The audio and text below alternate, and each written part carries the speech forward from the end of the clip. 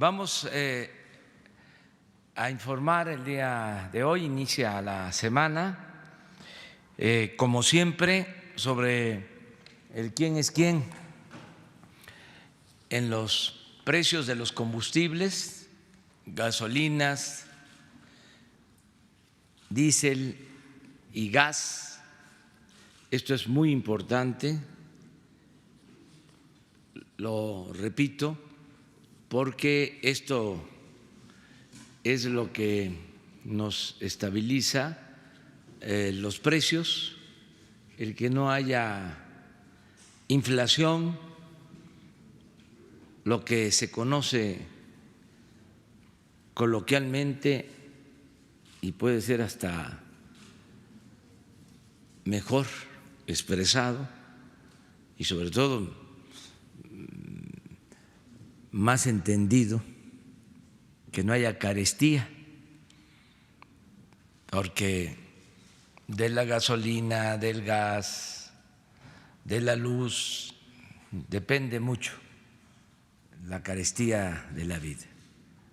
Uno de los problemas que se tuvieron en el periodo neoliberal es de que no les importaba aumentar constantemente los precios de los combustibles, los famosos gasolinazos que se aprobaron.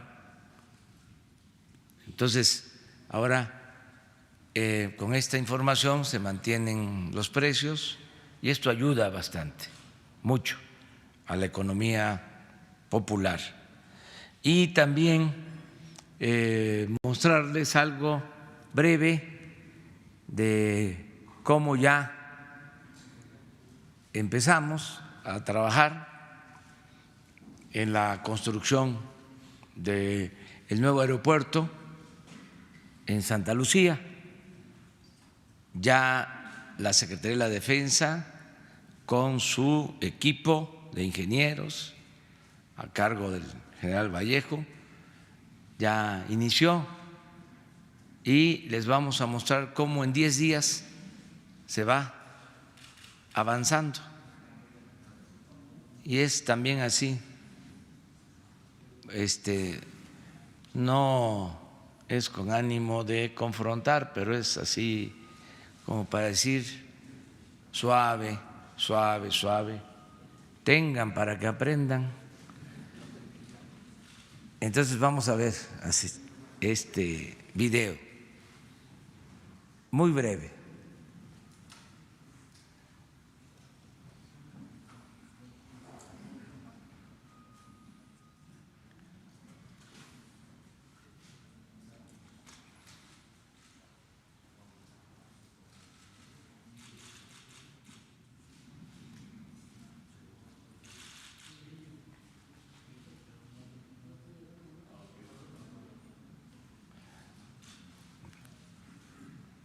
Ese es un truco para que se vea 2 veces, porque como no tiene audio, hay que volverlo a ver.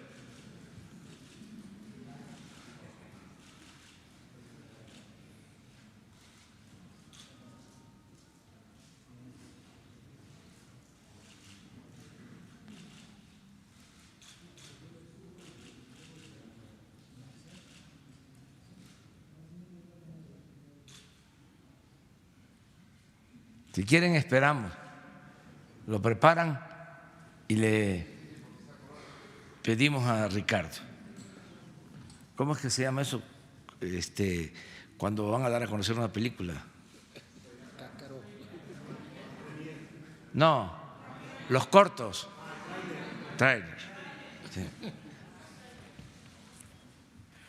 Muchas gracias, señor presidente. Muy buenos días a todas y a todos ustedes. En el quién es quién en los precios de los combustibles, la gasolina regular la encontramos con el precio y el margen más alto en Emerald Gas, Los Cabos, Baja California, 21.88 por litro precio al público con un margen de 3.26. Esta joyita de Baja California Sur vuelve a brillar en esta semana, no para bien. SGS de Centro Tabasco tiene el precio más bajo, 17.89 por litro, con un margen de 22 centavos. Mientras que en el combustible premium, la estación BP en Benito Juárez, aquí en la Ciudad de México, con un precio de 22.78 por litro al público y un margen de 3.90, es el más alto en este tipo de combustible. BP tenía tiempo que no había estado en los precios altos, pero bueno, aquí algún distribuidor se decidió a brillar en sentido contrario. Superservicio Cargagas en Cuernavaca, Morelos, a 18.97 por litro, es el precio más bajo, con un margen de 42 centavos. Da gusto ver que aparezcan ya gasolineras que no sean de Tabasco, Veracruz o zonas que se han caracterizado por dar el precio bajo. Ahora en Cuernavaca, Morelos, un buen esfuerzo. Servicios Gasolineros de México en Atotonilco, El Alto, Jalisco, con un precio de 22 pesos 8 centavos por litro y un margen de 3 pesos 16 centavos, es el más caro en diésel, mientras que el más económico lo encontramos en Servicio Periméndez, en Centro Tabasco, a 19.39 por litro, con un margen de 37 centavos. Las marcas con los precios más altos, Chevron, Redco, Arco y Shell, mientras que los más económicos, Golf, Orsan, Lagas y Total, lamentablemente ya Rendichicas, que estuvo ahí algunas semanas, ya no apareció. Volvieron a subir sus precios. En las acciones de verificación a gasolineras, estaciones de servicio, comentarle que atendimos 288 denuncias y quejas presentadas por los consumidores en nuestra app de litro por litro, 171 verificaciones o visitas realizadas. Entre ellas hubo una de llamar la atención que hizo mucho ruido en las redes sociales, en la carretera a Toluca, una gasolinera que estuvo expendiendo algunos minutos, porque no llegó a ser ni una hora, gasolina revuelto con agua o agua revuelta con gasolina. Más bien, la gente luego piensa que esa es la manera de robar. No, para robar los rastrillos. Ahí sí, y ahorita lo vamos a ver, un caso ejemplar en lo negativo en Acapulco. Esto sucede por falta de mantenimiento. Llueve fuerte y no tienen mantenimiento los tanques, se filtra el agua y lo primero que sale al accionar las bombas es agua en lugar de combustible y obviamente se descomponen los vehículos. Van a tener que pagar la reparación de más de 30 vehículos y Profeco se va a encargar de que paguen. En promedio le va a costar 30,000 pesos la reparación de cada vehículo. No es la forma de robar, ni lo hacen por robar, lo hacen por no invertir en el mantenimiento de sus estaciones. En esta ocasión, en las verificaciones, una gasolinera no se dejó verificar, inmovilizamos 33 bombas mangueras. La gasolinera que no se dejó verificar para que no vayan es la de Gasolineras Rael, San Pablo del Monte en Tlaxcala, Avenida Ayuntamiento número 1. Algo esconden, ya lo descubriremos con apoyo de la Fuerza Pública en un operativo especial.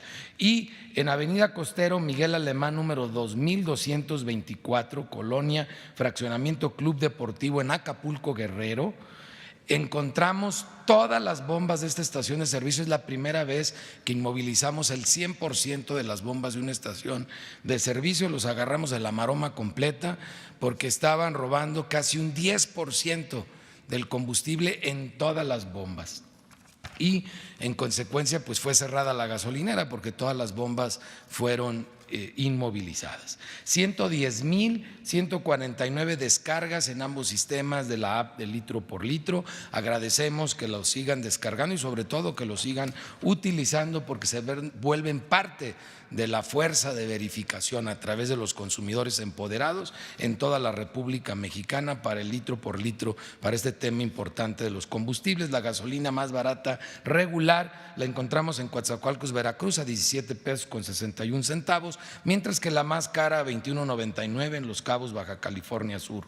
Para premium, la más barata en Cuernavaca, Morelos, 18.97 por litro, y la más cara 22.99 por litro en Santana, Sonora.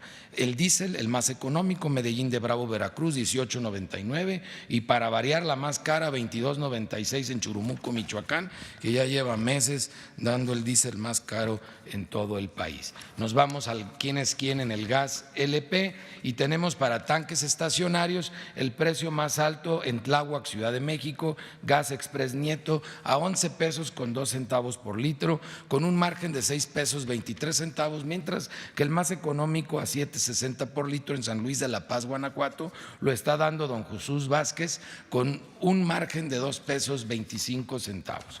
Mientras que en cilindros, en Holbox Gas, Chetumal, Quintana Roo, a 20 pesos 74 centavos por litro es el precio más alto, 9 pesos con 10 centavos de margen, y el más económico otra vez don Jesús Vázquez, pero ahora en una estación en donde venden en Dolores Hidalgo, Guanajuato, con un precio al público de 14.80 por kilo, 4 pesos 7 centavos de margen. Agradecemos a don Jesús el esfuerzo que hace para los consumidores, sobre todo para mis paisanos guanajuatenses.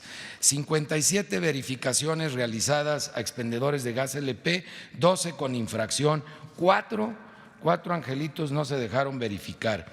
Fueron 3 estaciones en Apodaca, Nuevo León, Gas Sultana, y 2 de Regiomontana, para que sepan los consumidores a quién evitar comprarle, y Gas Tradicional del Norte en Marín, Nuevo León, fue la 4ª que no se dejó verificar y que quedan para un operativo especial. 9 de 277 básculas inmovilizadas, 12 de 33 vehículos fueron inmovilizados, 8 autotanques de 59, verificamos 39 lotes de cilindros con 855 cilindros, 147 con problemas, 24, que es el 3%, con problemas que ponen el riesgo al consumidor. Muchas gracias.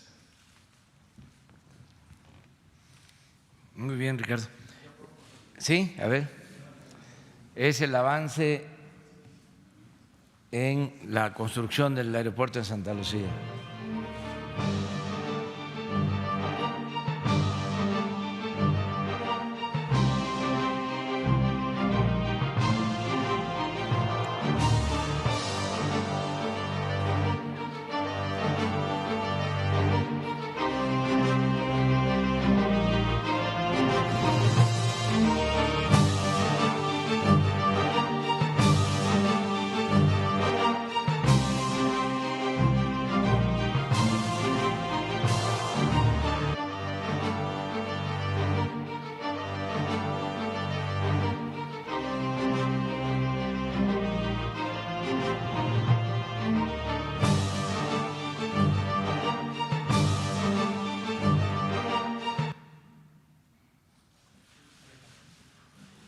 Diez días de trabajo y suelo firme, no fango, y ahí queda eso. Muy bien, abrimos para preguntas y respuestas. Buenos días, presidente. Hans Salazar, de ZMG, Grupo Político, Zócalo Virtual. Yo quisiera preguntarle, primeramente, ¿qué opinión tiene de las elecciones de ayer de Argentina? ¿Cuál es su perspectiva en la región? Y bueno, que si considera que el giro en América Latina está dando hacia la izquierda y contra el neoliberalismo, del cual usted pues ha manifestado, y las políticas que ha planteado su gobierno pues van en contra del modelo y lo ha expresado de manera reiterativa. ¿Usted considera este giro también favorable para lo que se está haciendo aquí en México por parte de su gobierno? ¿Usted se mira también junto ahora con el presidente electo en Argentina como ya los liderazgos, tomar el liderazgo en la región de Latinoamérica, o su visión es otra, ya hablando de región como liderazgo, pues? Bueno, respeto a los procesos políticos electorales de cada país. El día de hoy tengo pensado hablarle al presidente electo en Argentina, Alberto Fernández, y también al presidente Evo Morales, voy a hacer estas dos llamadas para felicitarlos. Lo haría también si se tratara de otros candidatos que triunfan en procesos democráticos. No puedo opinar más, ya he hablado de lo que cada país soberano debe asumir como política. En el caso de México, nosotros decidimos no continuar con la política neoliberal o neoporfirista. Eso fue el cambio. Y estamos llevando a la práctica un modelo nuevo, distinto. Este nuevo modelo de economía moral o de moral y bienestar lo estoy definiendo, clarificando en un libro que se va a dar a conocer el día 1 de diciembre. Me dicen los de la editorial Planeta que va a estar ya el libro en librerías el día 1 de diciembre. Ahí defino los cómo, porque recuerdo mucho que cuando estábamos en la oposición, nuestros adversarios intelectuales, escritores, analistas, decían benévolamente, sí, sí, sí, estamos de acuerdo con el diagnóstico, pero ¿y los cómo? Se hizo famosos los cómo, porque se pensaba que no había de otra,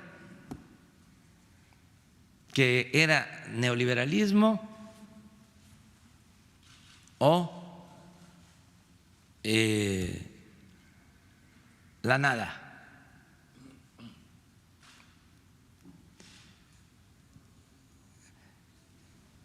Lo veían el modelo como infalible, como lo más moderno, todo lo demás que se propusiera era atraso, no iba acorde con la globalidad, con la nueva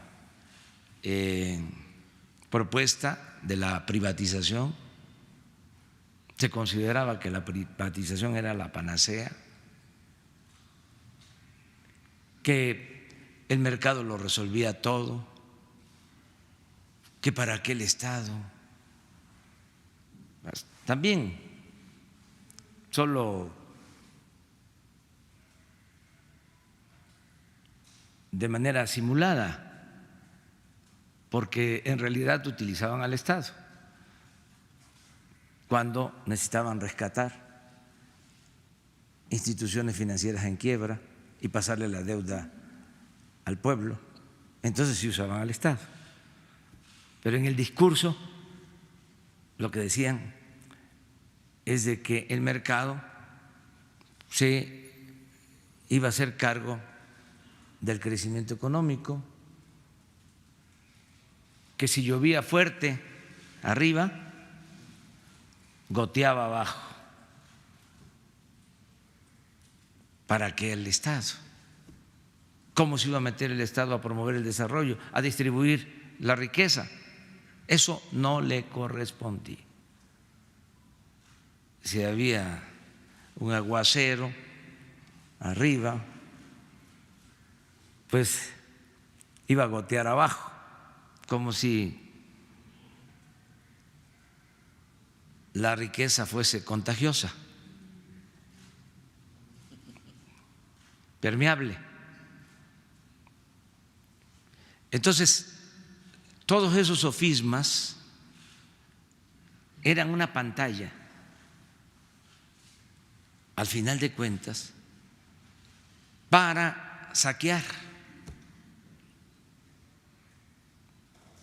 Y así se llevó a cabo en el caso de México el saqueo más grande que se ha cometido en toda la historia de nuestro país. Debe de quedar muy claro que en el periodo neoliberal, en 36 años, se saqueó a México como nunca había sucedido. Ni siquiera es comparable con el saqueo que hubo en los 3 siglos de dominación colonial.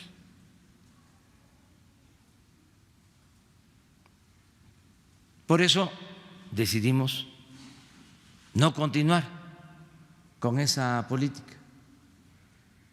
Además, ¿cuáles fueron los resultados? Más pobreza, más desigualdad, más inseguridad, más violencia y, desde luego, mucho más, porque ese es el distintivo del modelo neoliberal, mucho más corrupción. Entonces ya eso no, en el caso nuestro, en el caso de México. Y por eso estamos escribiendo este libro y el día 1 se da a conocer. Le voy a hablar a los presidentes para felicitarlos. Y estuve pendiente ayer, como también estuve pendiente porque ganaron los Astros. Y llevamos 3-2. Y se va acercando pues el pronóstico que hicimos de que iban a ser los campeones de la Serie Mundial. Además que todavía falta en el béisbol, no se acaba hasta que se acaba. Es hasta que cae el último agua. Sí. Segunda pregunta, presidente. Con respecto al mismo tema de Argentina-Bolivia que ahorita usted toca, ¿estaría dispuesto a reunirse, o contempla reunirse con el presidente electo y presidente reelecto en próximas fechas? Digo, no inmediatamente, pero sí en próximas fechas para… En esta lógica del intercambio de políticas, de experiencias, para poder ir cambiar este modelo que, ya lo ha descrito, cuál es la afectación que se ha tenido en las sociedades en estos últimos años, que no han décadas, y además de todo, más bien abrir puentes económicos hacia la región de Sudamérica, así como el TEMEC hacia Estados Unidos, que pues eso ya está, incluso aquí se ha planteado de manera muy puntual el avance. ¿Usted estaría pensando en crear estos puentes para equilibrar hacia la región de Sudamérica? Y por último, aprovechando el comentario que hizo de béisbol, ¿apostó a favor de Astros? ¿Hizo apuesta con alguien? No, hice un pronóstico, está en mi Face desde hace 20 días. está mi quiniela, y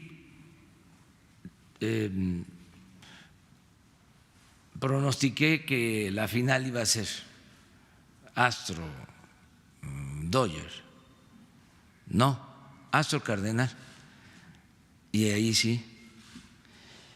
Pero está Astro, que además es muy importante esta serie porque ya iban 2 juegos ganados a favor de Washington, y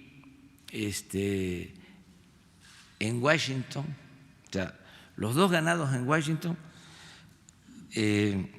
se realizaron en Houston, estando los de Houston en su casa, perdieron 2 y se van a Washington y Washington pierde en casa 3, está 3-2. Mañana es el sexto. Si gana Astros, ahí se termina. Si pierde, se empata y el miércoles se resuelve. Eso es para los que les gusta el béisbol. Hay que estar pensando en los deportes, y lo mejor es hacer deporte. Eso es lo mejor de todo: caminar, hacer ejercicio, alimentarnos bien, cuidar el peso, no a los productos chatarra, que no haya obesidad. Muchas de las enfermedades tienen que ver con eso y podemos resolverlo. Es cosa ahora que cambió el horario, ya tenemos posibilidad de levantarnos más temprano y hacer un poco de ejercicio. Muy bien. Sí, miren, hace como 15 días estuvo el presidente Cuba con nosotros. La semana pasada el presidente de Costa Rica, y esta semana va a estar el presidente de Panamá. Y estamos con mucho gusto recibiendo a presidentes, lo vamos a hacer con primeros ministros, con jefes de Estado de otros países, para reforzar las relaciones de cooperación para el desarrollo, las relaciones de amistad entre los pueblos. Entonces sí es muy probable que se dé el encuentro con el presidente de Argentina y con el presidente de Ecuador, de Bolivia, y también con el presidente de Ecuador, si él lo solicita, lo pide. Lo había hecho, pero canceló su viaje a México. También lo había hecho, estaba planteándolo el presidente de Chile, pero también canceló. Pero están abiertas las puertas en nuestro país.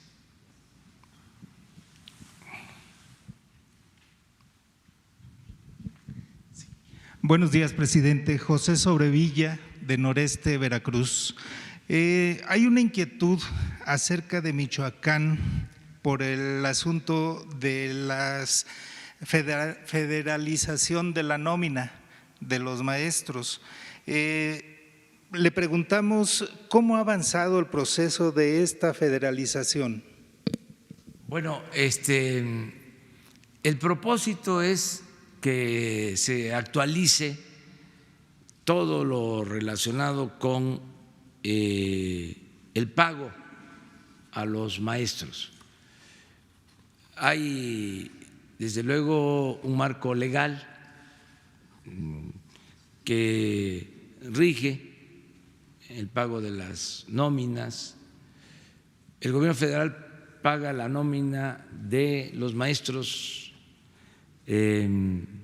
federales y por lo general los estados pagan la nómina de los maestros estatales, también con transferencias de recursos. Fueron acuerdos que se tomaron cuando se descentralizó la educación, parecido a lo que se hizo con la descentralización de los servicios de salud. Entonces, hay fórmulas, la Federación entrega fondos a los estados para pagarle a los maestros, pero por mala administración o porque aumenta el gasto, aumenta la matrícula de alumnos en un estado más de lo que se estimó, ¿sí? Y hay que contratar a más maestros, lo que se les transfiere no alcanza por las razones que sea, mala administración o son malos gastos que el presupuesto.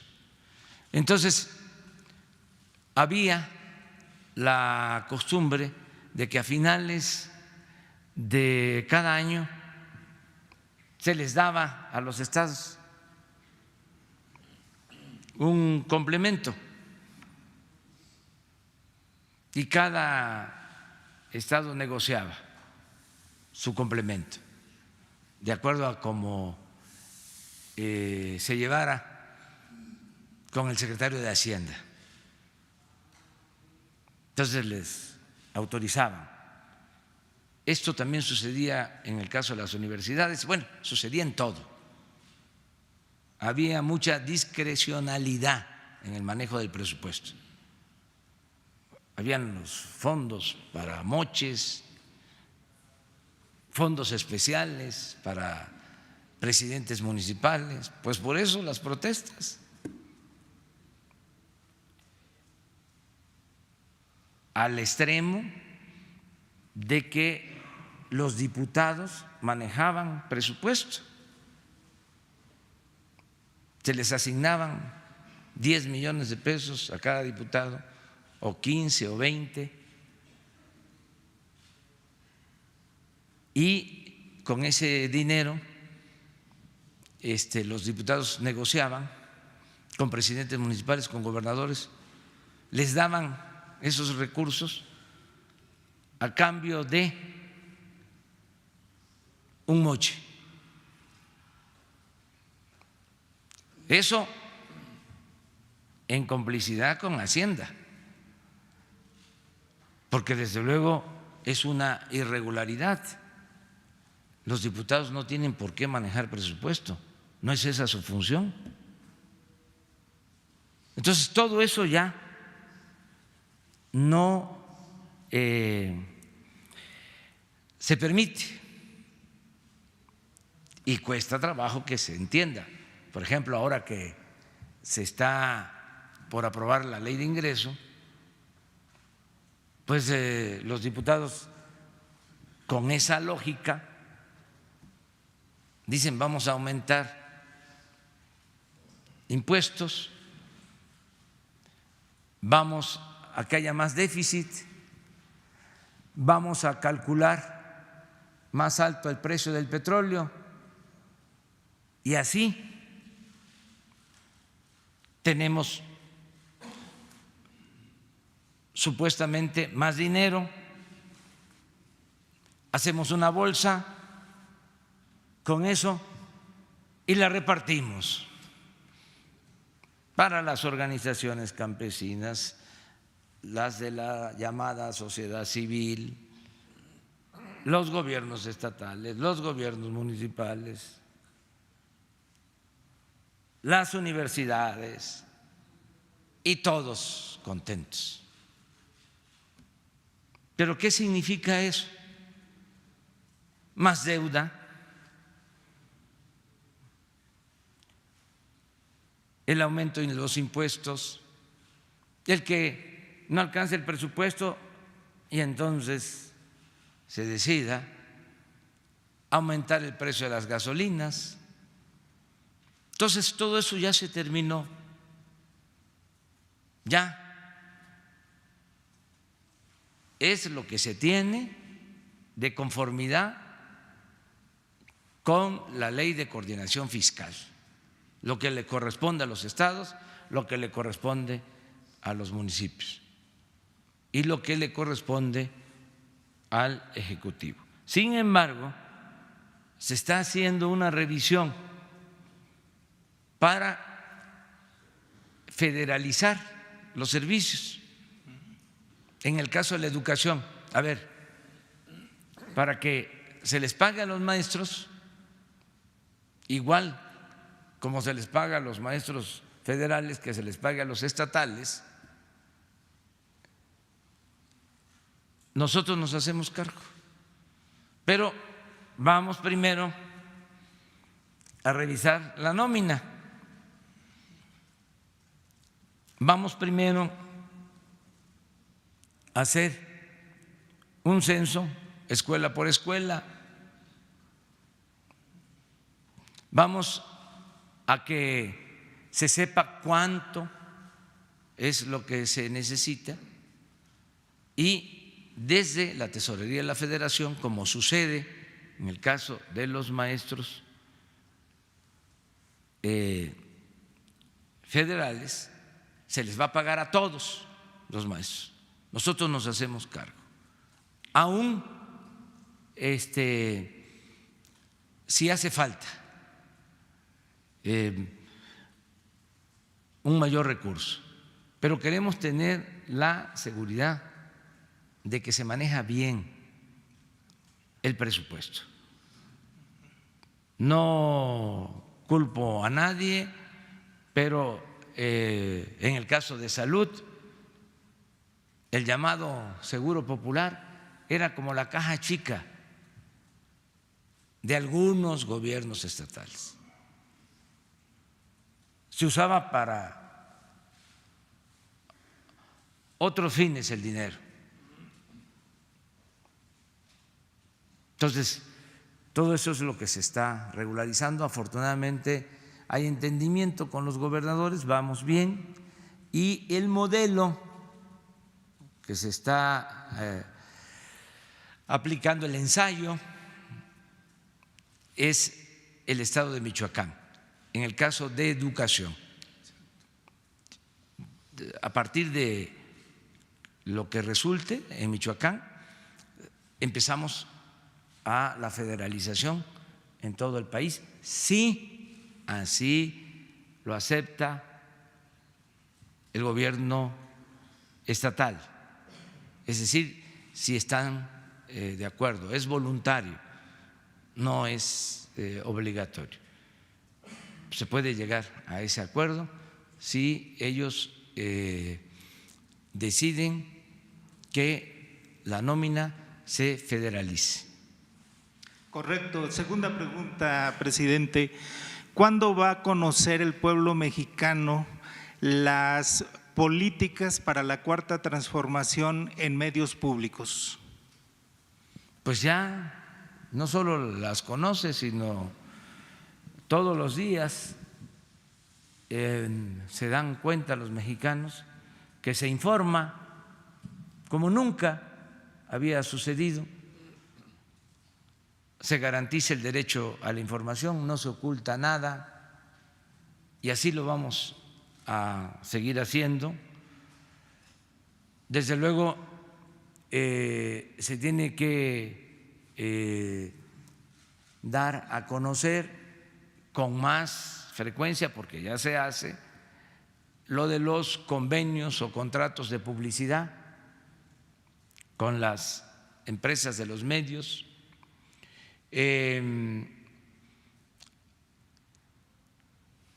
Ni hablar acerca de la libertad, eso es sagrado.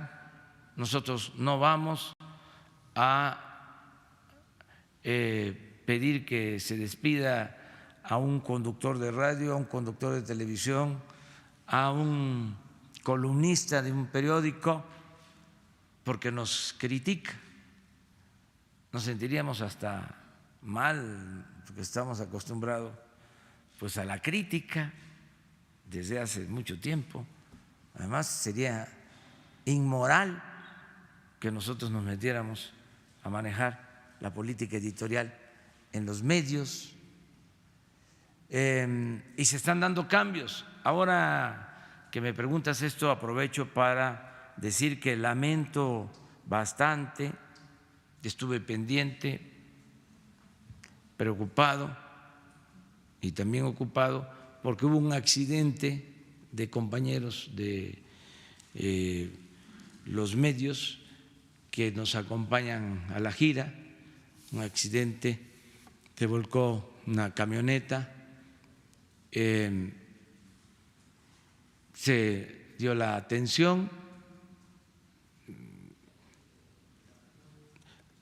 sí fueron varios los lesionados, afortunadamente no graves y ya están en recuperación.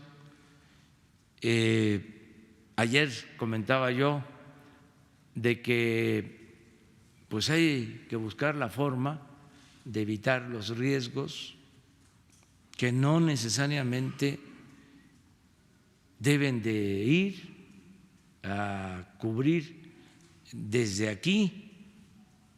Hay medios que tienen corresponsales, que sería mejor que los medios que tienen corresponsales cubran la información y buscar mecanismos de otro tipo también. Lo cierto es que todos los actos públicos se transmiten en vivo, todos. Y por práctica yo no hablo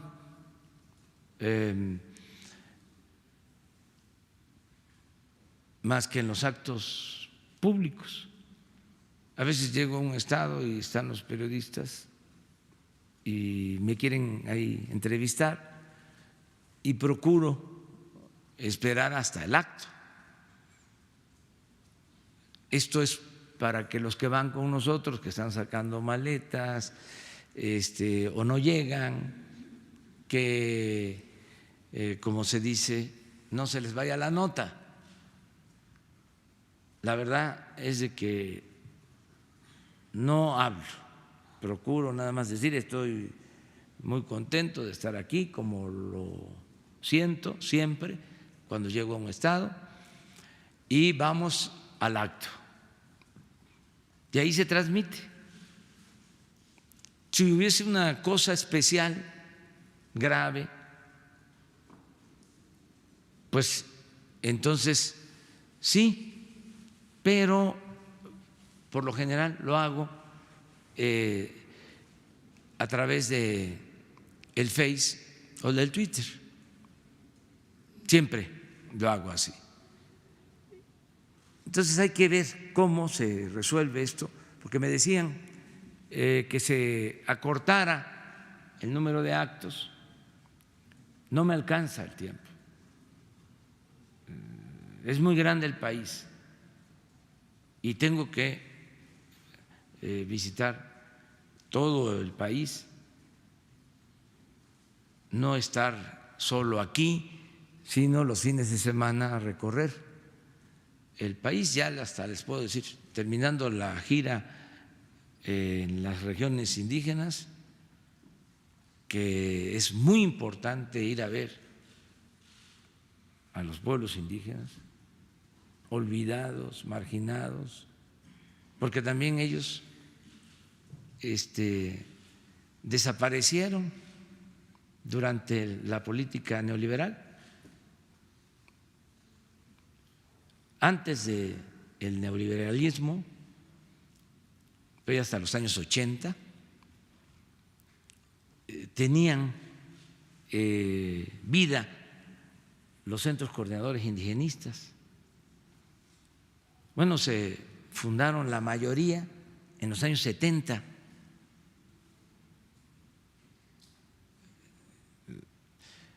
En los años 70 participaron en la fundación antropólogos, Margarita Nolasco, Salomón Nadmat, bueno, Fernando Benítez,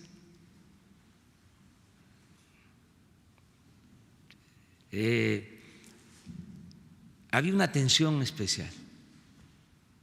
En el periodo neoliberal desaparecieron las políticas para la atención a los pueblos indígenas. Entonces, es muy importante regresar, ir a verlos, ir a ver a los yaquis, como lo hicimos este fin de semana, a los mayos, guarijíos, a los eris. Entonces, esa es ahora la gira que estoy haciendo. Y terminando esa gira, ya voy a la revisión de obras.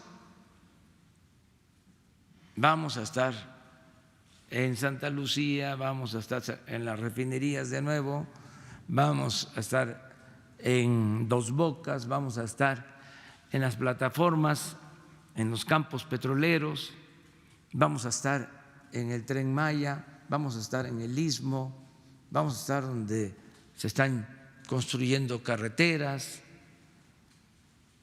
y así constantemente. Por eso hay que ponernos de acuerdo. Yo le voy a pedir a Jesús que se haga un planteamiento de cómo mantenemos la comunicación sin riesgos, cuidándonos, buscando que no haya accidentes.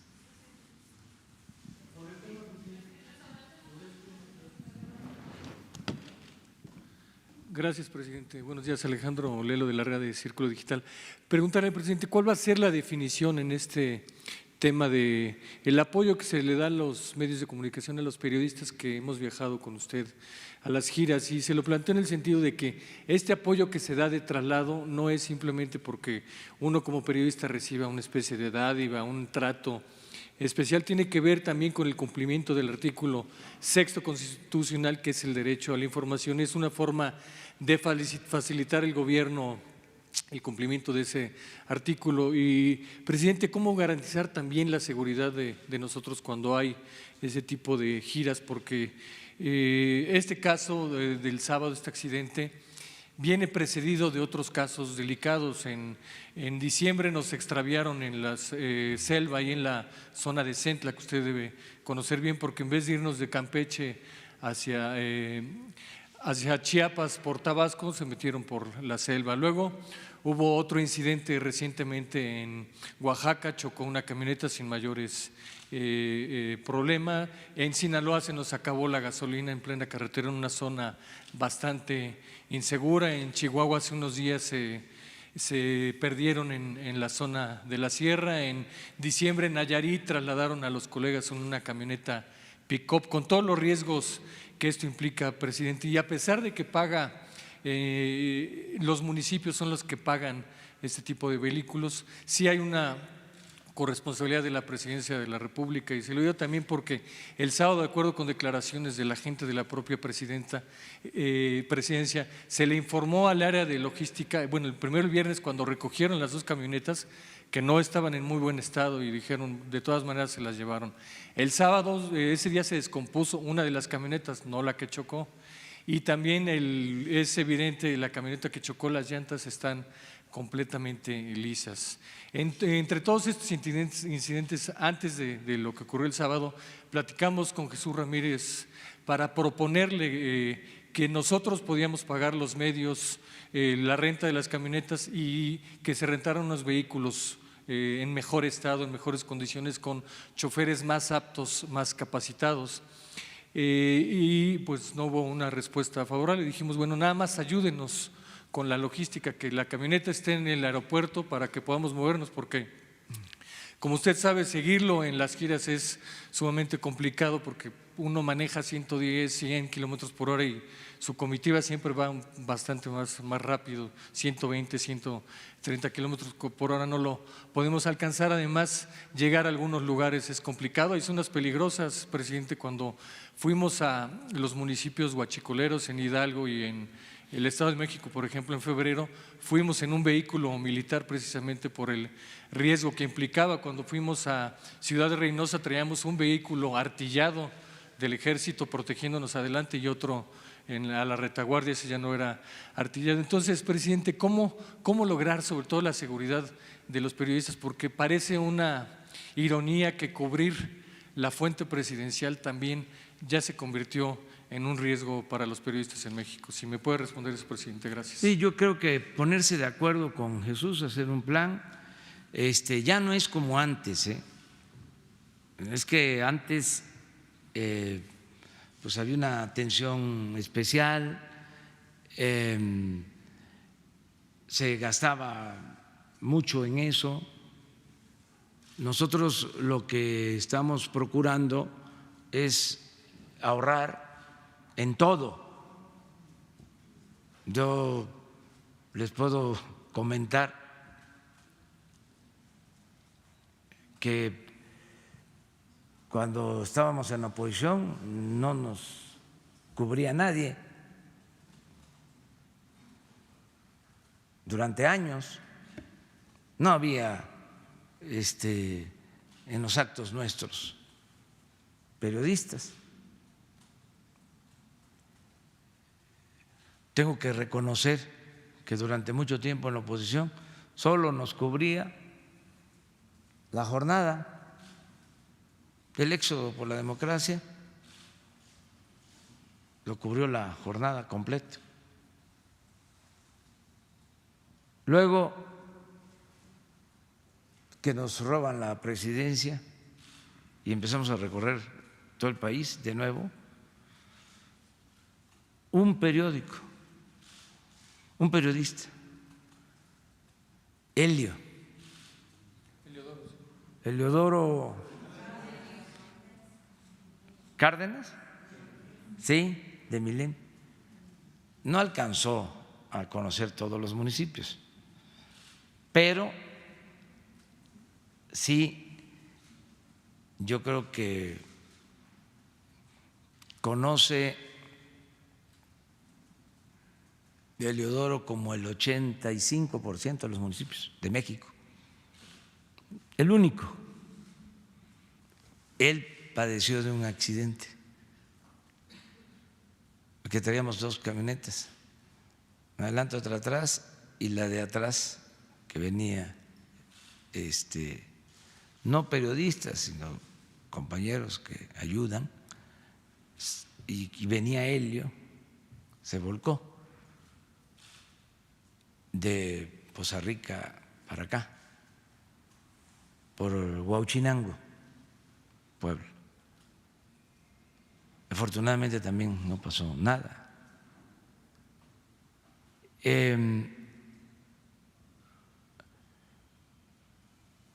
Ahora, pues es distinto. O sea, en la campaña, sí se cubría y se apoyaba con el transporte en la campaña. Entonces vamos a buscar la forma de resolverlo ahora. Procuramos, a mí hasta me molesta cuando veo las caravanas. Yo hice campaña con 2 camionetas, éramos 4, nada más. Y ahora me molesta de que tantas camionetas, ¿no? O sea, ¿por qué tanto gasto? Es distinto lo de la prensa, estoy hablando de la comitiva, ¿sí? Pero aquí aprovecho para, te lo digo a ti, Puerta, para que lo escuches tu ventana. no me gusta. Si van los presidentes municipales, cada presidente municipal su camionetona, y a veces hasta con ayudantes. Mejor que se pongan de acuerdo los presidentes municipales y se vayan en un solo vehículo, ¿no? Todos juntos. Los que tienen que ir, evitemos el gasto. No es el caso de los periodistas. Hay que buscar la forma, ponerse de acuerdo. Quiero decir que le tengo toda la confianza a Jesús Ramírez, porque a veces hay grilla, politiquería. Entonces, Jesús es un hombre con principios, con ideales, una gente honesta, de lucha. Descanso mucho en él, me apoya mucho. Jesús es mi brazo derecho, le tengo toda la confianza.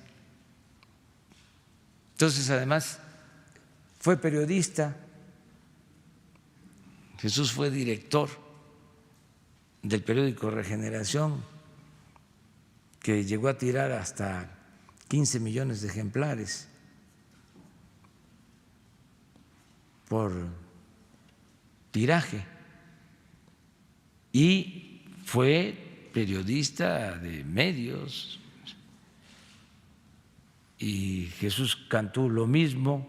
Entonces es cosa de que se pongan de acuerdo, se reúnan y se defina qué hacer en este caso. Y desde luego garantizar por encima de todo la seguridad, garantizar la seguridad. Yo también cuido eso, todos cuidamos eso. En los traslados hay veces que tiene uno que ir pues a cierta velocidad, tampoco tanta. Como ven, voy leyendo, voy viendo cosas, a lo mejor no me doy cuenta, ya me voy a ir dando cuenta para que despacio, pero sí se calculan bien los tiempos y sí llegamos. Nada más que no podemos hacer giras para estar en un acto, en un día, habiendo tantas cosas pendientes. Entonces, y tantos municipios. Entonces tenemos que aprovechar. Si ya fuimos a Sonora, pues vamos a Álamos, pues terminemos en Bahía de Quino, ¿no? Pasemos con los yaquis, pasemos con los mayos. Se aprovecha, pues, en el caso de Sonora, pues ya nos encontramos con los grupos indígenas del estado. Nos faltó ir a Caborca, pero bajaron representantes del norte de Sonora.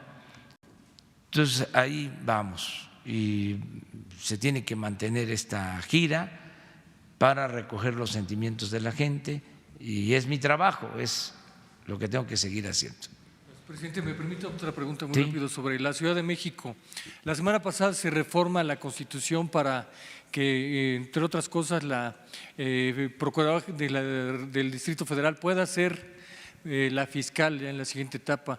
Es un poco lo que decía en la discusión en el Congreso de la Ciudad de México, es la fiscal carnal, así decían textual. ¿Qué opina usted, presidente? Sobre todo porque recuerdo que en 2016, me parece que fue en marzo, hizo una gira usted a Washington, y estando allá en la gira en Washington declaró en contra de la intención del gobierno de Enrique Peña de hacer un fiscal carnal, también que el procurador de aquel entonces pasara a ser el fiscal general de la República. ¿Qué le parece esto que está ocurriendo en la Ciudad de México? Sobre todo también reforma la Constitución Morena, y es el mismo Morena que aprobó en 2016 la nueva Constitución de la Ciudad de México. Es decir, de cuando eran oposición a cuando son gobierno cambiaron completamente su postura. ¿Qué le parece, presidente, que se haya aprobado una reforma aquí en la ciudad abre la posibilidad para una fiscal carnal, si me permite la expresión que se usó en el Congreso? Gracias, presidente. Pues eso es algo que debe de responder la jefa de gobierno. También en ese caso, le puedo decir que se me hace desproporcionada la comparación, con todo respeto, porque lo que se quiso hacer, no sé si se hizo en el sexenio pasado, pues sí estaba más complicado en lo relacionado con la Procuraduría. No sé si sea el mismo caso,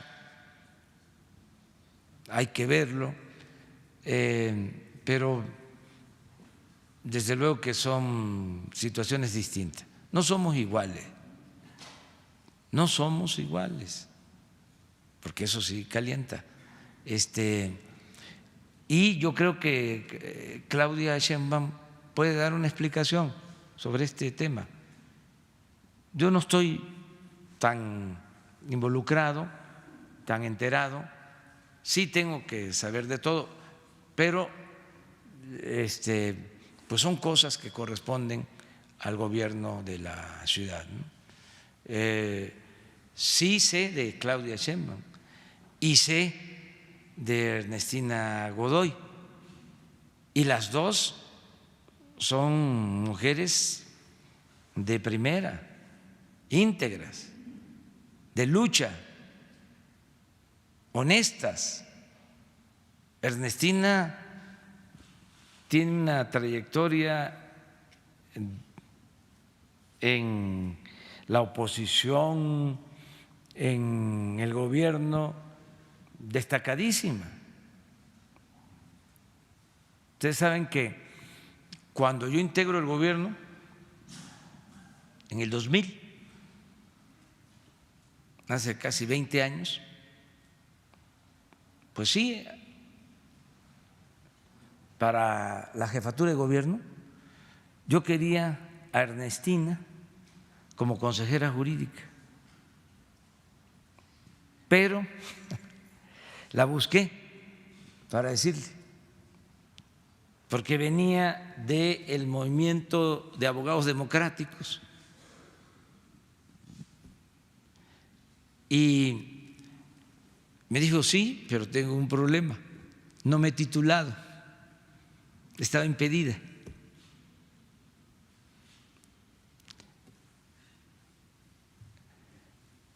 Por eso propuse a una compañera del mismo equipo de los abogados democráticos que se llama Estela Ríos, que fue la consejera jurídica en mi gobierno.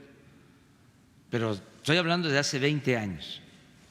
Ya estaba por recibirse, se tituló y de 20 años a la fecha pues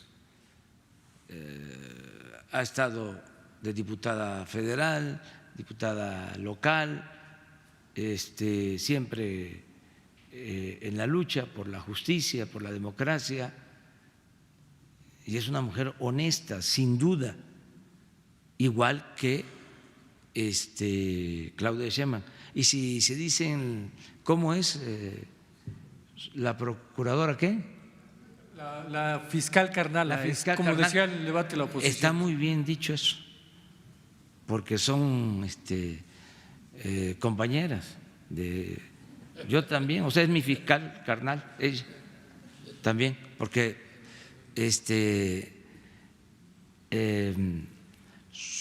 somos compañeros, o sea, del mismo equipo, hemos luchado durante mucho tiempo y para mí es un orgullo que esté Claudia Sheinbaum de jefa de gobierno, es un timbre de orgullo, y lo mismo Ernestina Godoy, pero hay que ver cómo estuvo lo de la reforma legal.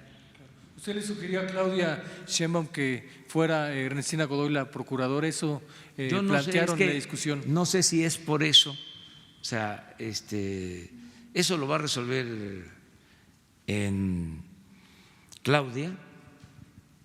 No sé si ya se nombró legalmente, no tengo elementos, pero sí conozco a las dos y le contesto de Ernestina porque pues es real, desde hace 20 años.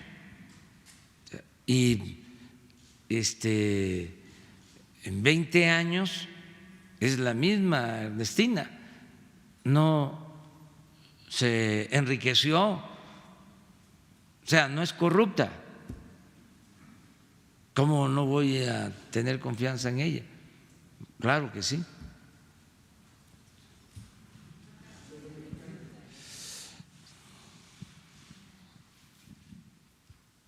Muy buenos, santos y bendecidos días, presidente y todos los aquí presentes. Gracias. Desde Mexicali, Baja California, Edgar Ponce, Canal 66 y Canal 44 de Ciudad Juárez, Chihuahua. Después de los incendios en Tijuana, Tecate, Rosarito y Ensenada, donde se perdieron 3 vidas, más de 5 personas lesionadas, más de 14,000 hectáreas dañadas en Baja California, había únicamente 26 elementos de CONAFOR. Sabemos que ya hay un acuerdo de palabra para apoyar a las más de 600 familias que se quedaron sin hogar allá en la frontera, en Baja California. Pero también sabemos que se hizo un recorte en CONAFOR por más de 1,229 millones de pesos. No es todo lo que sucede en Baja California, no sé si el delegado federal haya pasado los reportes, pero ante esta incertidumbre de los apoyos, también se sigue batallando para que le paguen a los maestros activos, jubilados, pensionados, y desde agosto no se le paga a los maestros interinos. No hay dinero en Baja California, manifiesta el gobernador. Ya se dijo también que el gobierno federal va a absorber los apoyos para los recursos de los inmigrantes, y más de 50,000 van en este año y más de 15,000 que están esperando asilo político o un procedimiento en los Estados Unidos. No hay dinero tampoco, dice el gobierno del estado. Un número considerable de adultos mayores no sabe dónde está el apoyo para ellos. Señor presidente, los bajacalifornianos ya no creen en los discursos del gobierno del estado y están muy lejos las muestras de apoyo del gobierno federal. No se sienten, no se perciben. No podemos esperar a que se vaya Francisco Vega del gobierno del estado, los bajacalifornianos, para que se nos apoye. ¿Qué le contesta a los bajacalifornianos que tienen estas necesidades? Pues que estamos apoyando. Yo tengo una información distinta. ¿Cómo es que se dice? Tengo otros datos. Durante el tiempo de los incendios, que todavía se mantienen en un 10%, porque ya se han apagado en un 90% en Ensenada y en Tecate, que fue donde afectaron más. Y en efecto se perdieron 3 vidas, 2 por quemaduras y 1 vida por asfixia. Tengo todo el informe, estuve pendiente de todo el operativo, independientemente de lo de los elementos de la comisión para la conservación forestal. Trabajó el ejército, se desplegó la Marina, la Guardia Nacional, se actuó pronto, no se descuidó el problema del incendio. Tengo las pruebas de lo que le estoy diciendo. Por eso se redujo pronto el incendio, se apagaron el fuego. Esa es la información que yo tengo. Bueno, hasta el gobernador lo reconoció y tengo también manera de probarlo, porque es nuestra responsabilidad y cumplimos. Acerca de lo de los maestros se está atendiendo, es un asunto parecido al que expuse, de falta de recursos que no le alcanza al gobierno del Estado, pero no le debe la Federación. O sea, estamos al corriente. Nosotros hemos transferido los fondos que corresponden de conformidad con la ley. Si no alcanza, es por lo que planteé. Entonces, se está atendiendo también el asunto. Hace 15 días estuve en San Quintín y fui a decirles que se va a ampliar el hospital de San Quintín.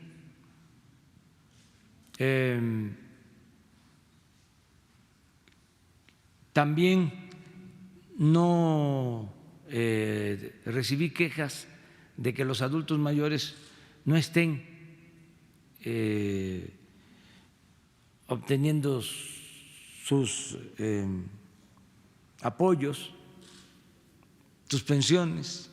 Tengo la información de que todos los están recibiendo, la mayoría, pero de todas maneras lo vemos. Porque ¿Y el asunto de los migrantes? El asunto de los migrantes se está atendiendo también. Hay una disminución considerable en toda la frontera del número de migrantes. Hay una reducción en 4 o 5 meses de migrantes. Va a informarles pronto el secretario de Relaciones Exteriores, el equipo de lo que pasaba en junio cuando se desató esta crisis. A la fecha es totalmente distinto.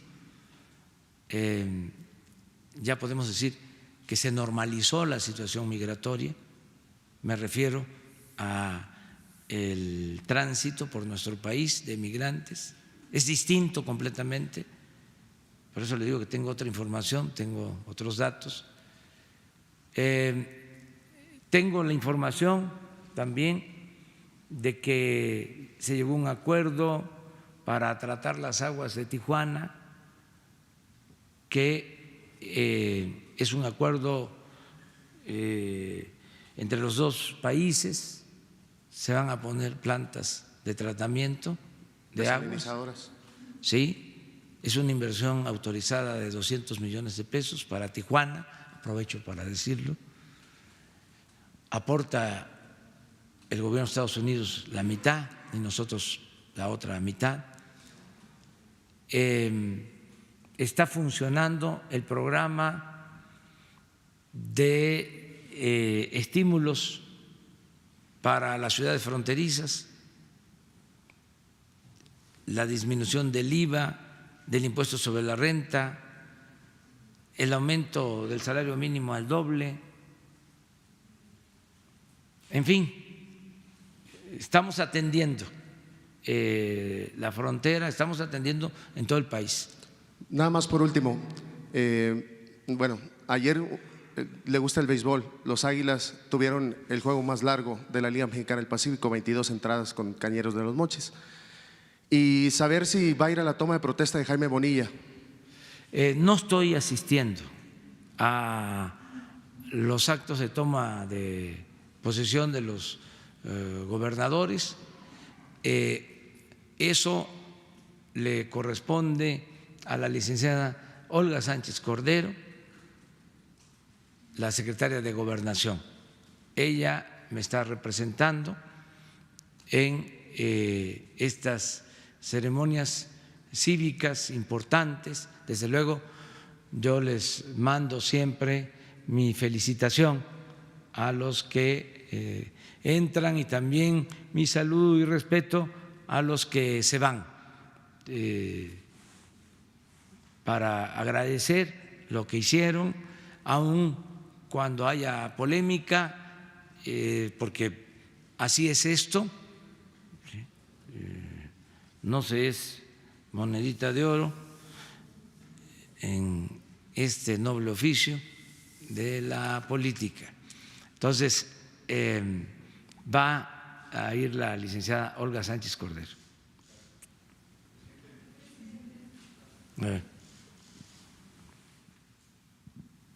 Presidente, buenos días. Juan Carlos Machorro, del portal Expoc. Presidente, acaba de entrar en funcionamiento la NOM 035, donde empresas y gobierno tienen que cuidar la salud y el estrés de su personal. En este caso, pues el gobierno que usted encabeza, ¿cómo está haciendo o cómo va a hacer esta labor de cuidar a su personal? Y también, ¿cuál sería su llamado a las empresas? En este caso, tenemos el ejemplo, bueno, de los compañeros que lamentablemente tuvieron este accidente. Pues hay que cuidarnos todos. Ya lo dije, lo repito, es muy importante la alimentación, cuidar la alimentación,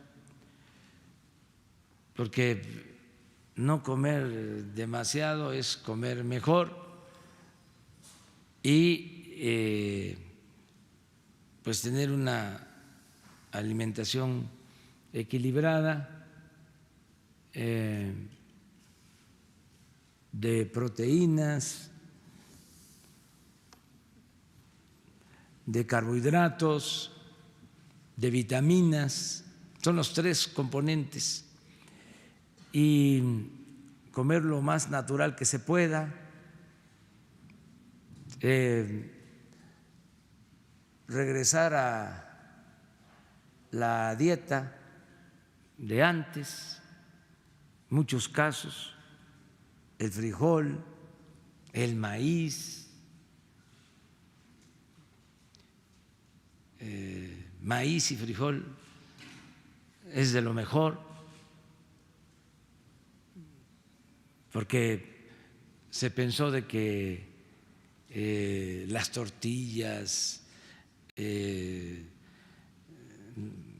eran malas para la alimentación, que no había que comer muchas tortillas. La tortilla es muy sana, el frijol, proteína de primera, cuidar la alimentación, hacer ejercicio lo más que se pueda, caminar. Eso ayuda mucho, además quita estrés. Yo cuando puedo y voy a practicar al campo, al béisbol, a practicar béisbol, imagínense, con el bat, veo la pelotita y le pego durísimo, o sea, y ahí me desquito.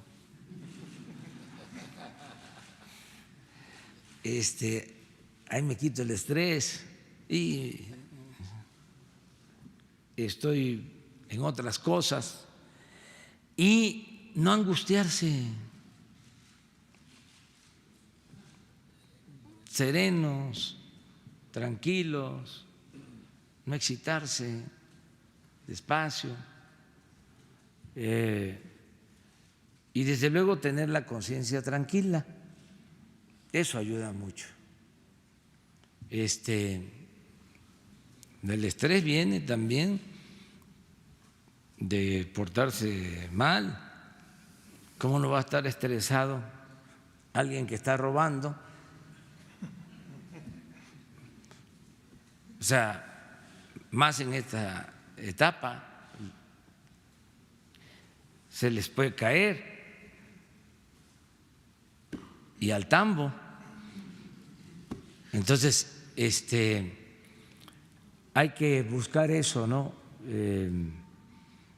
Y entender que la felicidad, lo que siempre digo, no es acumular bienes materiales, riquezas, es estar bien con uno mismo, con nuestra conciencia y con el prójimo, un estilo de vida distinto, diferente, hacer a un lado o que no sea el fin último el acumular riquezas, los lujos. Eso ayuda mucho. Si se actúa con humildad, pues entonces se tiene la conciencia tranquila. Si se tiene para lo básico, para lo necesario, que no se está pensando, imagínense, un ambicioso que nada más le importa el dinero, no duermen, no descansan. Eso hace daño a la salud. Hay países en donde los que apuestan a la bolsa, por ejemplo, y se cae la bolsa, los apostadores se infartan.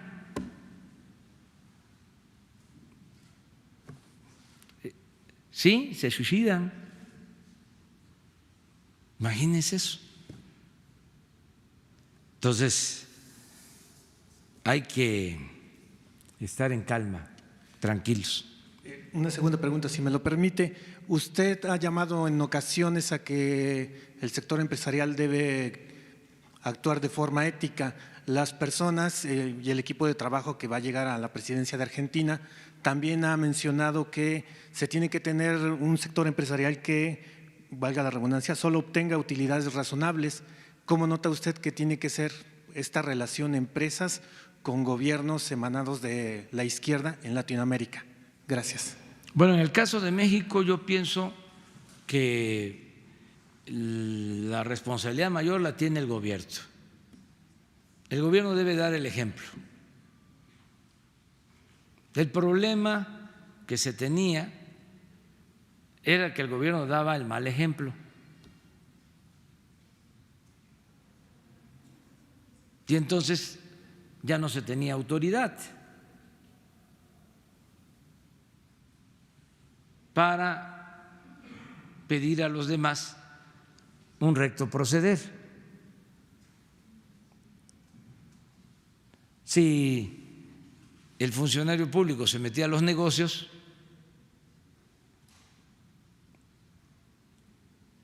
pues entonces estaba permitido que todos lo hicieran, y al funcionario público solo le deben de interesar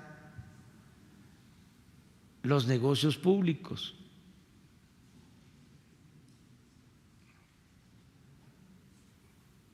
Eso no sucedía.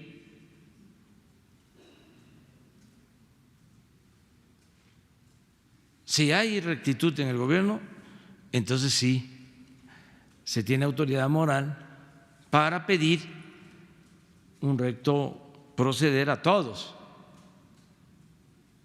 Y así lo están entendiendo los empresarios y lo están entendiendo todos los que tienen que ver con el gobierno, que tienen relación con el gobierno, proveedores, contratistas.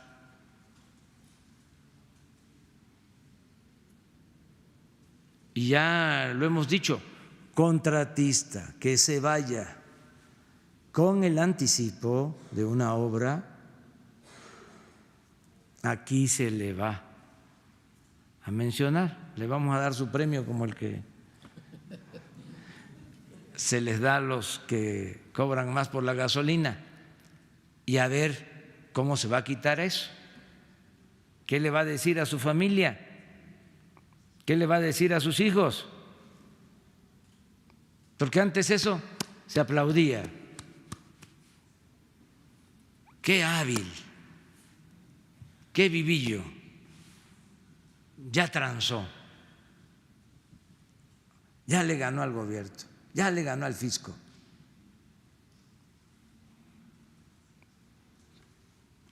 Eso ya no se va a permitir. Obras inconclusas,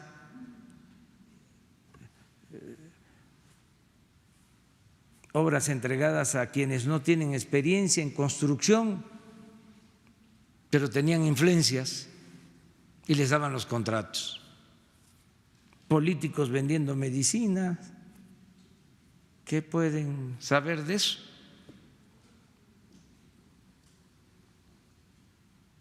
Entonces, si eso se termina,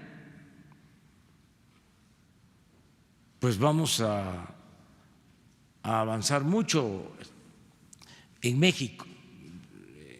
En cada país pues, tienen que sacar sus definiciones. Lo que sí es que la corrupción destruye, es un cáncer y hay que desterrarla. De eso no hay duda.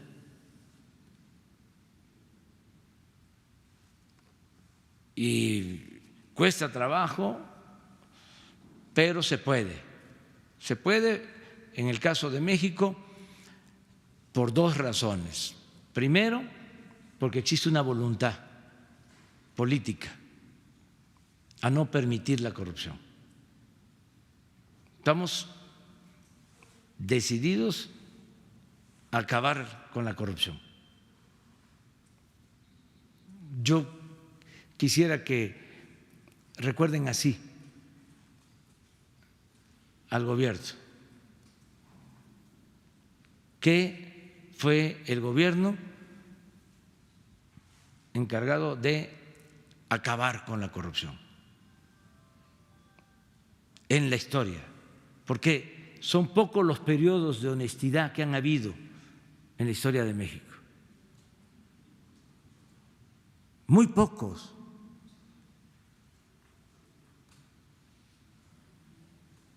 Les adelanto algo del libro. ¿Saben cómo empiezo el libro? Contando de que cuando la conquista, Cortés se autonombra sin ningún fundamento legal alcalde, autoridad en Veracruz y jefe del ejército invasor. Y cuando se reparte el tesoro de Moctezuma, dicho por Bernal Díaz del Castillo, que vino de soldado y es el gran historiador de la conquista, cuando se reparte ya se había menguado el tesoro, porque ya se habían quedado antes con la mayor parte, Cortés y sus capitanes. Y lo que le toca a los soldados ya es muy poco.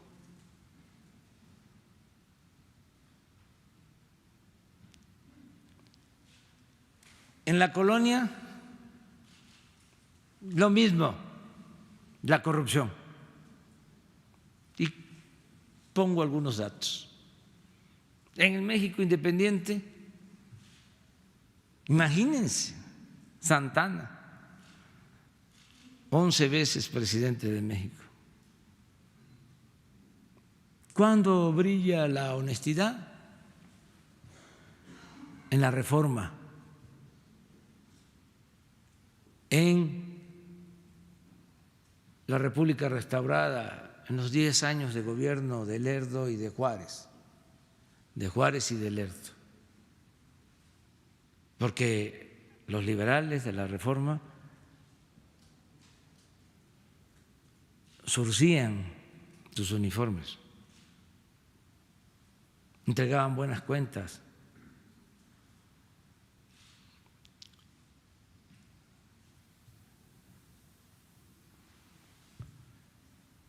Viene el porfiriato, de nuevo la corrupción. En alta, los negocios, la entrega de las concesiones para el petróleo,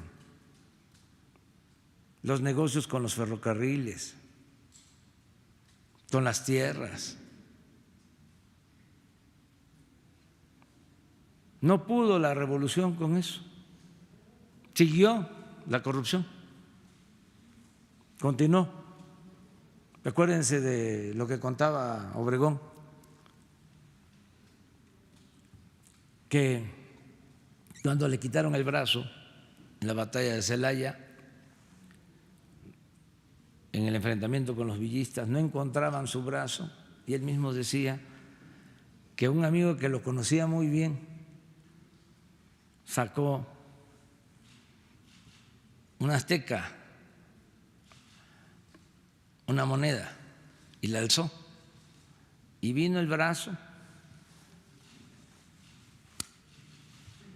a agarrar el azteca y así recuperó su brazo.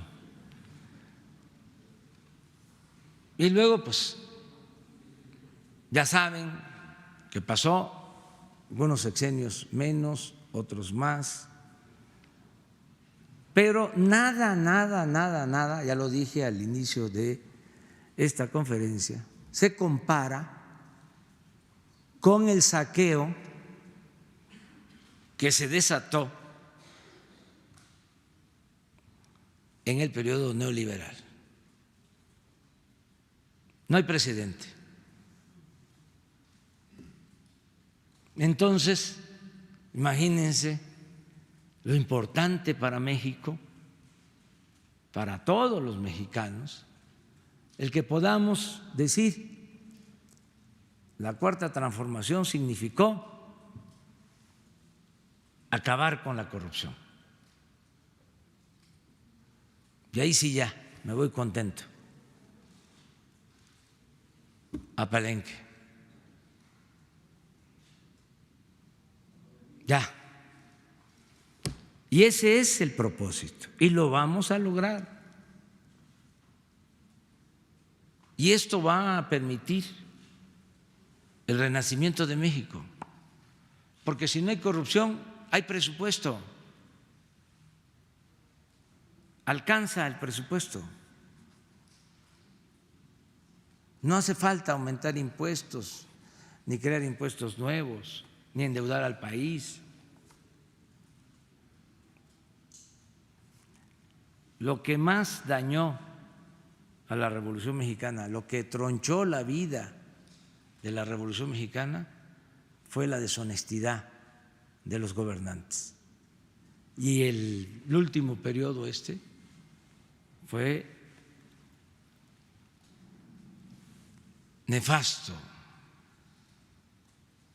Imagínense presidentes que privatizaron, que entregaron bienes del pueblo y de la nación y se fueron a trabajar a las empresas que se beneficiaron con las privatizaciones.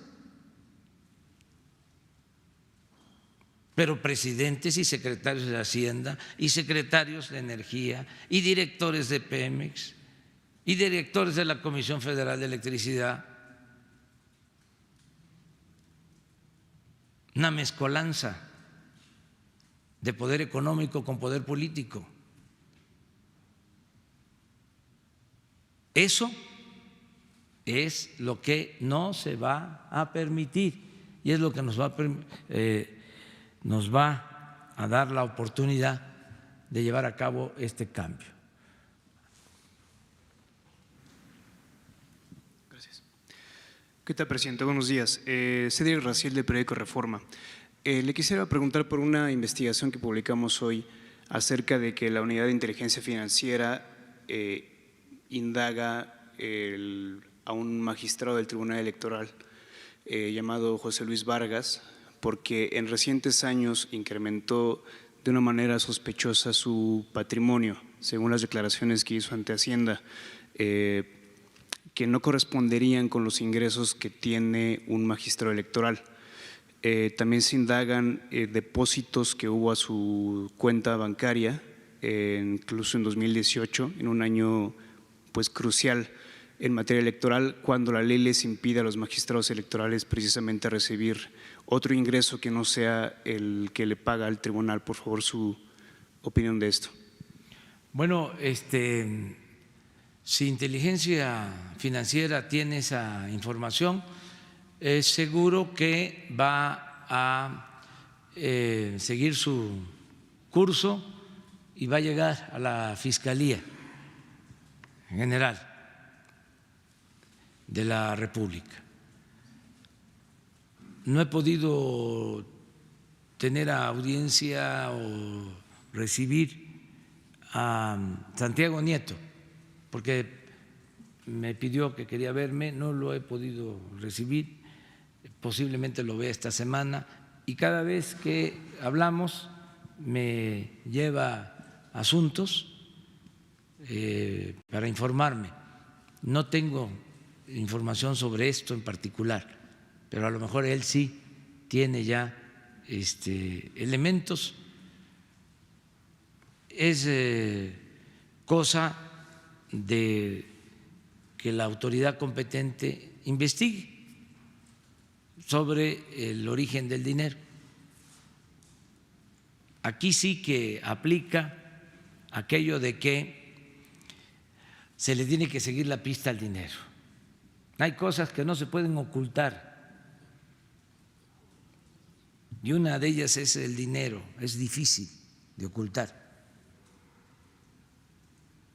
Por más paraísos fiscales que haya, es difícil, muy difícil. Además, por lo general el corrupto es fantoche y presume. Entonces, ¿qué hacen los corruptos? Así, como estilo, comprarse residencias, departamentos en el extranjero,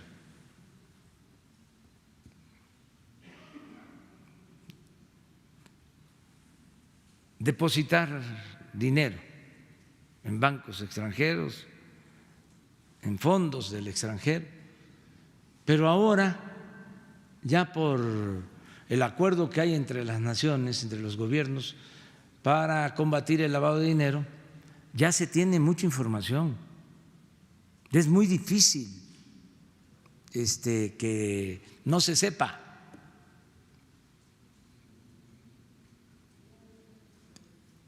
Entonces, si hay esos movimientos de cuenta,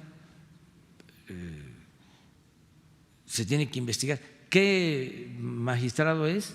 Es el magistrado José Luis Vargas Valdés.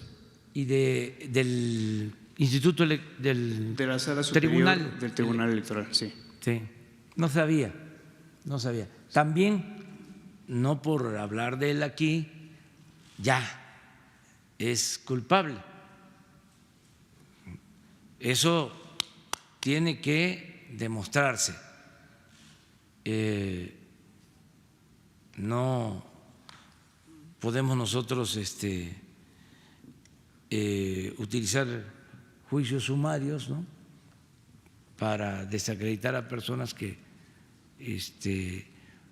no cometieron ilícitos. Hay que ver de qué se trata. ¿Saben qué es un buen referente? La cantidad. Pero cuando es así de millones, pues ahí sí ya no hay duda, porque pues por mucho que gane un funcionario no alcanza para ahorrar tanto. Sí, según los ¿Cuánto es los este informes caso? que se consultaron, aumentó su patrimonio 4 veces anuales, sus ingresos anuales. Sí, hay que verla. Sí. Y hay que buscar la forma de que se conozca el asunto. Si usted ha enfatizado en revisar casos de corrupción en el Poder Judicial y hasta ahora los casos más llamativos han sido los de jueces, digamos, de asuntos penales, pero este sería quizá un primer caso de corrupción de jueces electorales, podría ser. Es que debe de haber también en lo electoral, porque han resuelto asuntos muy controvertidos. Nosotros hemos padecido eso.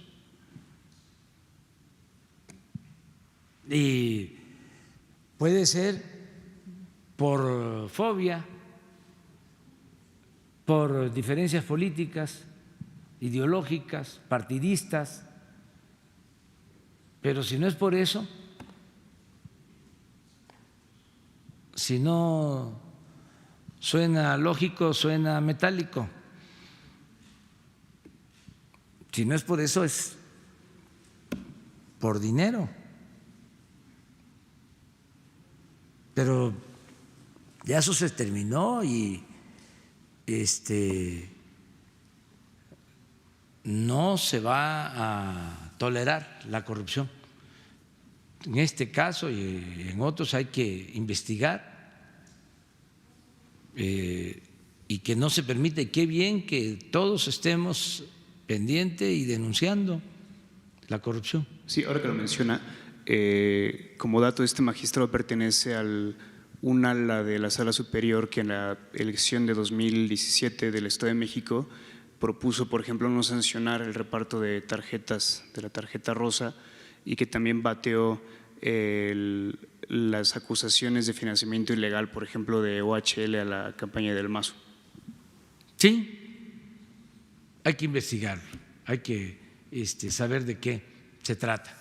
Gracias, presidente. Mi segunda y última pregunta es, ayer terminaron las asambleas distritales que forman parte del proceso interno de renovación de la dirigencia de Morena.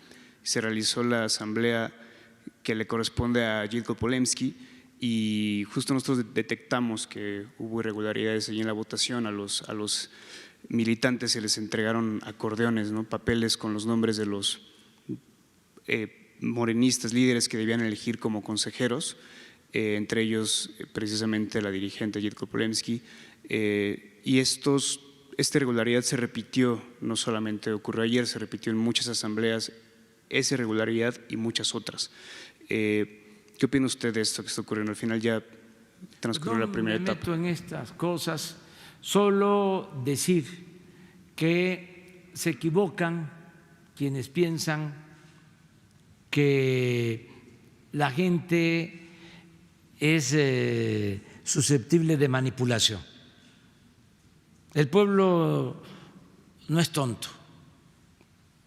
Tonto es el que piensa que el pueblo es tonto. Si en algo hemos avanzado en los últimos tiempos, es en la toma de conciencia de nuestro pueblo. Pero sí manipularon ayer a los morenistas, presidente. Pueden hacer eso aceptando sin conceder, porque no tengo elementos para juzgar y además ni debería meterme. Pero sí es importante la reflexión de fondo. Ya no hay ciudadanos imaginarios, ya no hay borregos.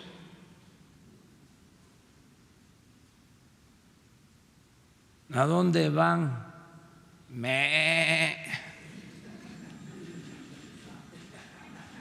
¿Por quién votar?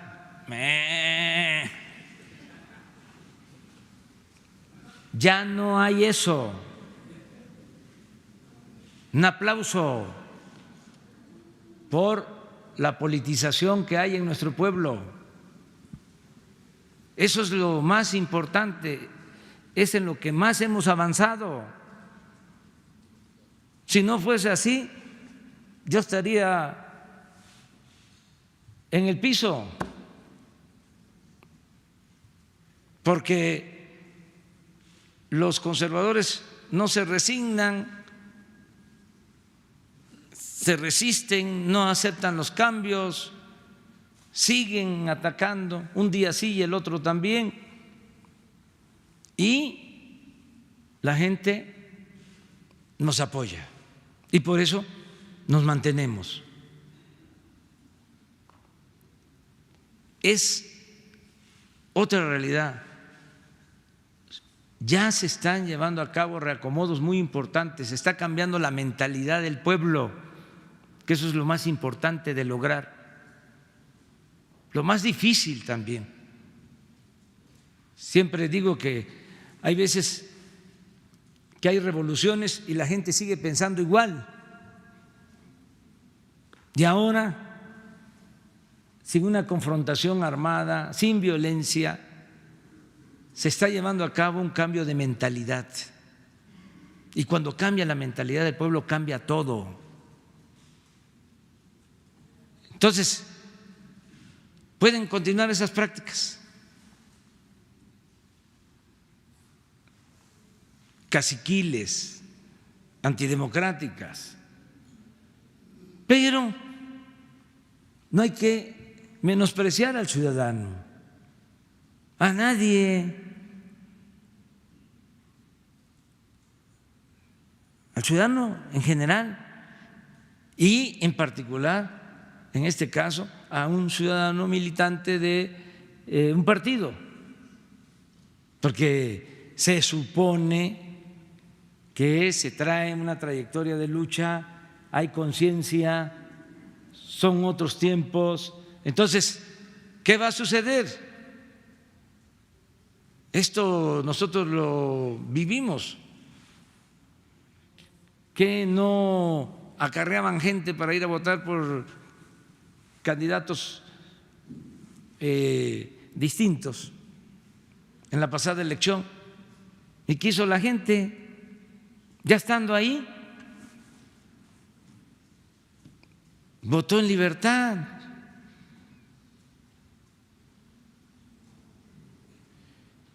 Entonces, es lo mismo. Tiene que haber una votación para elegir a los dirigentes, estos dirigentes partidistas, esto también para los dirigentes sindicales, libre, secreta, directa. Y yo creo que ya nadie quiere ser manipulado o nadie va a permitir ser manipulado. Entonces, tener confianza en eso. Y se van a equivocar muchos, pero eso se sorprenden, porque suele pasar que desprecian al pueblo, lo consideran manipulable, menor de edad, y no, ya no está así, ya es otra cosa. Entonces, esa es mi opinión. O sea, todos esos intentos, en el caso de que fuese cierto lo que estás planteando, no van a prosperar, porque tengo entendido que va a haber una elección, tienen que elegir, no sé, van a participar 1,000, 2,000, 3,000 y van a votar ahí. ¿Y qué les puedo decir? No solo a los militantes de Morena, a todos los militantes y a todos los ciudadanos, no se dejen manipular, actúen como buenos ciudadanos, como demócratas. El que se deja manipular, el que actúa en función de intereses de grupo, intereses sectarios. No es un buen ciudadano, no es demócrata. Y para que quede claro, no está actuando en el marco de definición de principios de la Cuarta Transformación. Aunque diga, porque había también la falsedad, es decir, soy de izquierda, y el corrupto no es de izquierda, el que hace trampa no es de izquierda, el que no le importa el pueblo no es de izquierda. Puede ser conservador, eso sí, pero no de izquierda. Bueno, muchas gracias, nos vemos mañana. Mañana nos vemos. ¿Se apuntan? O mañana.